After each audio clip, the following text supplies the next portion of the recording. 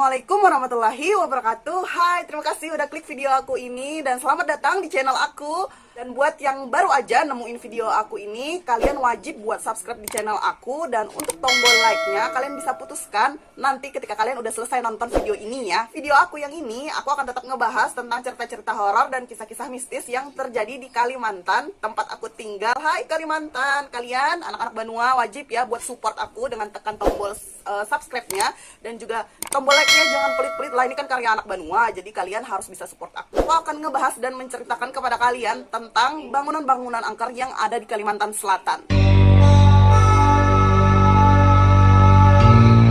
Penasaran dong, apalagi kalian yang tinggal di Kalimantan Selatan, kalian pasti penasaran dan juga pengen tahu nih bangunan-bangunan apa aja yang angker yang ada di tempat kita. Kalau gitu, kalian harus tetap stay di video aku dan tonton sampai habis. Langsung aja kita mulai dengan bangunan angker yang pertama. Jadi bangunan angker yang pertama yang pengen aku ceritain sama kalian bernama Tahura Sultan Adam.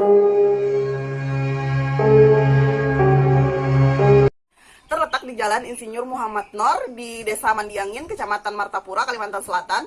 Tahura ini adalah singkatan dari Taman Hutan Raya yang merupakan salah satu objek wisata di Kalimantan Selatan. Jadi di dalam Tahura ini ada sebuah rumah peninggalan kolonel Belanda. Warga setempat menyebutnya dengan benteng Belanda. Menurut warga setempat sih rumah ini dulunya ditinggali atau ditempati oleh orang Belanda. Tapi karena udah lama kosong jadi dibiarkan begitu aja dan terbengkalai. Daripada kosong akhirnya hantulah yang menghuni rumah ini. Lumayan kan ya kata hantu, nggak ngekos. Menurut warga setempat, rumah benteng Belanda ini biasanya terjadi penampakan hantu kuntilanak. Gak cuman malam, tapi siang juga dia menampakkan diri.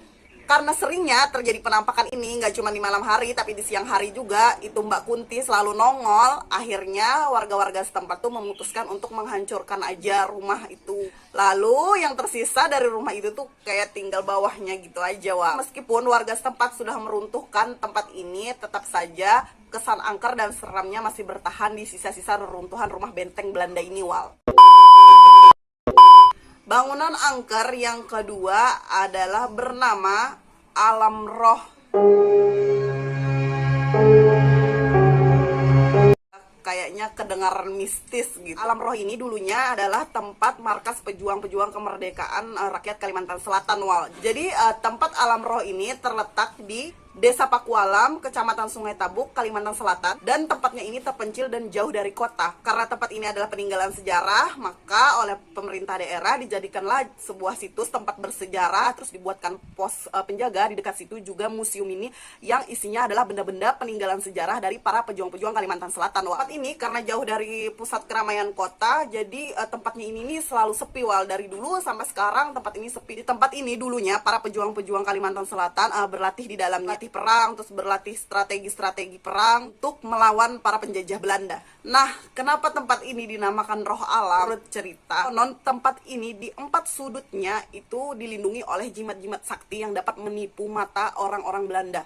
Mereka akan mengira tempat ini tuh tidak ada. Jadi yang cuman bisa melihat itu cuman warga di sekitar dan prajurit-prajurit para pejuang Kalimantan Selatan itu tadi ya. Jadi tempatnya itu tuh kayak kasat mata gitu dibuat. Oh, ilmu ini persis nih, Wal, sama ilmu gaib yang kita punya kalau lagi selisihan sama mantan. Jadi pura-pura gak lihat gitu, kayak nampak kasat mata itu mantan gak kelihatan, kayak gak lewat aja. Dan katanya sih kalau ada Belanda yang berhasil masuk ke dalam situ, dia akan keluar dalam keadaan tewas karena terkena jampi-jampi sakti itu tadi. Jadi maksudnya tadi itu ya dinamakan Alam Roh itu karena tempat itu tidak terlihat oleh para penjajah-penjajah Belanda ya, Wal, ya gitu sejarahnya. Bangunan yang ketiga ini terletak di Jalan PM Nor, 300 meter dari Bundaran Simpang 4 Banjarbaru, Kalimantan Selatan. Dan bangunan ini dulunya bekas kampus Akademi Teknik Pembangunan Nasional. Dan bangunan ini saking angkernya selalu dijadikan tempat uji nyali oleh beberapa komunitas pencari hal-hal gaib yang ada di Kalimantan Selatan. Bangunan ini sudah berdiri sejak tahun 1980-an. Dulunya sih gedung ini oleh pemiliknya dijadikan tempat bioskop dan kemudian dialihfungsikan menjadi gedung kampus APN. Tahun 2011 atau 2012 gitu, gedung ini ditinggalkan dan kampus ATPN ini pindah ke gedung yang lain. Jadi selama ditinggalkan, gedung ini kosong selama hampir 3 tahun lebih. Nah, kosong ini apalagi juga ditambah bangunan-bangunannya yang rusak, lalu menyebarlah cerita-cerita tentang penampakan-penampakan di gedung ini. Yang beredar di gedung bekas ATPN ini tuh sering terjadi penampakan berwujud seorang wanita cantik yang menggunakan kereta kencana dengan menggunakan baju berwarna hijau. Ini kayak Nyi Roro Kidul ya kan? Masa iya Nyi Roro Kidul nyasar ke Banjarmasin? Ada-ada aja ini. Nih ya, ada mahasiswi di gedung itu yang katanya pernah tidur di kelas dia, tiba-tiba dilempar batu sama seseorang yang pas diperiksa itu tuh nggak ada orangnya. Intinya mungkin karena gedung ini lama kosong, akhirnya juga ditempatin sama hantu-hantu gitu, sama jin-jin halus.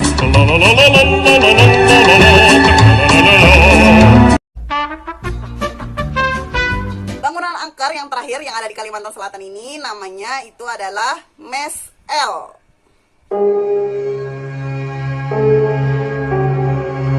Mes L ini terletak di antara Jalan Garuda dan Jalan Merpati di Banjarbaru, Kalimantan Selatan, dan sudah dibangun sejak tahun 1963.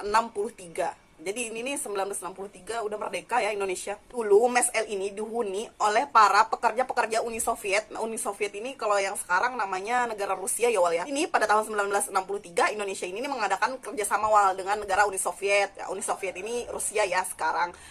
Terus mereka mengadakan kerjasama untuk membangun perusahaan besi baja yang rencananya akan dibangun di Kalimantan Selatan. Jadi pekerja-pekerjanya yang dari Uni Soviet itu didatangkanlah lebih dulu ke Kalimantan Selatan dan dibangunkanlah Mes L ini. Namun akibat meletusnya G30 SPKI yang pada tahun 1965 itu Wal, serta konspirasi-konspirasi politiknya yang riuh waktu itu ya di Indonesia, kan antar Indonesia dengan Uni Soviet ini akhirnya pupus Wal.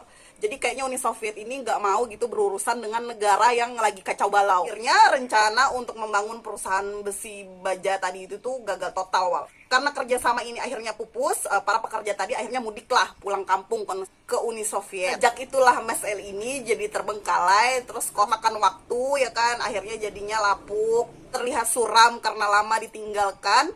Dan karena lama nih nggak ada yang nempatin, akhirnya bangunan ini ditutupi oleh semak-semak belukar. Nah, intinya jar orang Banjar sahabat lah.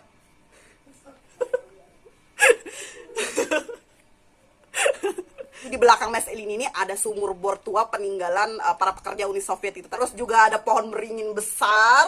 Beringin ini nih terkenal angker oleh warga-warga setempat. Tapi pada tahun 2017-2018 bangunan ini direnovasi oleh pemerintah daerah. Dan bangunan ini digunakan untuk kegiatan budaya dan seni di Kalimantan Selatan. Ya, selama renovasi Mes L ini ada 3 pohon di Mes L ini yang tidak boleh ditebang. Pohon kariwaya yang ada di depan bangunan Mes L. Dan pohon kedua yang ketiga itu adalah pohon belimbing dan pohon beringin yang ada di belakang bangunan Mes L ini. Ya, menurut warga-warga di dekat Mes L itu bahwa pohon-pohon ini merupakan istana para penghuni-penghuni Mes L tersebut. Mungkin pada pindah ke pohon kali ya, karena kan Mes L ini tadi direnovasi jadi bagus lagi. Itu tadi beberapa tempat yang angker yang ada di Kalimantan Selatan. Gimana menurut kalian? Apa dari kalian pernah ada yang mengalami cerita mistis atau kisah-kisah horor dari beberapa tempat yang aku sebutkan tadi? Coba tulis cerita kalian di kolom komentar biar aku tahu dan kita bisa bagi-bagi cerita ke teman-teman yang lain. Bisa disimpulkan dari cerita ini ya Wal ya, bahwa ternyata hantu-hantu itu senang dengan tempat-tempat yang udah lama kosong, terbengkalai, dan enggak dirawat. Sekian video aku kali ini, dan terima kasih udah nonton sampai habis. Jangan lupa buat tombol subscribe-nya ditekan, jangan pelit-pelit. Sama kalau kalian suka dengan video ini, tekan like-nya biar aku tahu bahwa kalian suka sama video aku. Sampai jumpa di video aku berikutnya. Bye-bye. Wassalam.